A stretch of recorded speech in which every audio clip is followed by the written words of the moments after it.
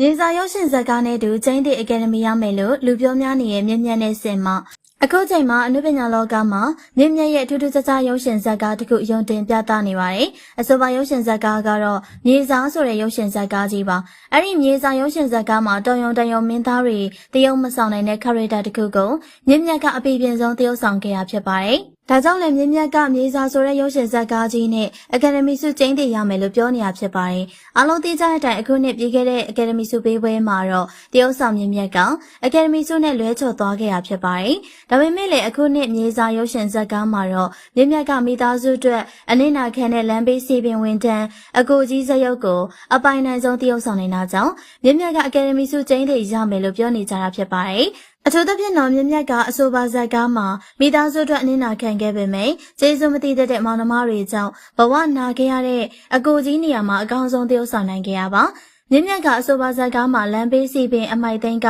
ပုံစံမျိုးကိုတရုပ်ဆောင်ထားတာဖြစ်ပါတယ်။မြင့်မြတ်ကလူဆိုးလူပေးလူမိုက်စိုက်ကားသမားအမှုသမားပလုံကောက်သူစတဲ့သဘာဝဇာတ်ရုပ်တွေဆိုရင်အရန်ကိုပြည့်ပြည့်အသက်ဝင်အောင်တရုပ်ဆောင်နိုင်ပါတယ်။ဒီလိုမျိုးဇာတ်ရုပ် character မျိုးစုံကိုလိုက်ဖက်အောင်တရုပ်ဆောင်နေတာကြောင့်လေမြင့်မြတ်ကိုခင်မင်ရင်းနှီးတဲ့အနုပညာအတိုင်းဝိုင်းကမိတ်ဆွေတွေကဇက်လိုက်လို့ခေါ်ကြတာဖြစ်ပါတယ်။အခုလည်းမြင့်မြတ်ကမြေစာရုပ်ရှင်ဇာတ်ကားနဲ့နေတိုးတရုပ်မဆောင်နိုင်တဲ့ character တစ်ခုဖြစ်တဲ့လမ်းဘေးစီပင်ဝင်တန်းအဖြစ်တရုပ်ဆောင်ကောင်းတာကြောင့်ချီးကျူးခံနေရပါတယ်။အောက်ခြေအခြေခံလူဒန်းစားတွေရဲ့ဘဝကိုဒရမာဆန်ဆန်ရိုက်ကူးထားတဲ့မြေစာရုပ်ရှင်ဇာတ်ကားကတော့မြင့်မြတ်ကခေါင်းဆောင်မင်းသားဖြစ်ပါဝင်ထားပြီးတော့မြေစာရုပ်ရှင်ဇာတ်ကားကိုမိသားစုနဲ့ညီကိုမောင်နှမတွေကြားကတန်ရောစင်တွေကိုအလေးပေးထားတဲ့ဇာတ်ကားပဲဖြစ်တယ်လို့သိရပါတယ်။အဆိုပါဇာတ်ကားထဲမှာတော့မြင့်မြတ်နဲ့အတူအေးမြတ်သူဖုံးမင်းနေလတန်တာညီစားတဲ့တရုပ်ဆောင်တွေပါဝင်ထားတာဖြစ်ပါတယ်။တရုတ်ဆောင်မြင့်မြတ်ကမြေစာရုပ်ရှင်ဇာတ်ကားထဲမှာစီပင်ဝင်တန်းဇာတ်ရုပ်ကိုပြပြစွာနဲ့တရုတ်ဆောင်နိုင်ဖို့အတွက်အမှန်တကယ်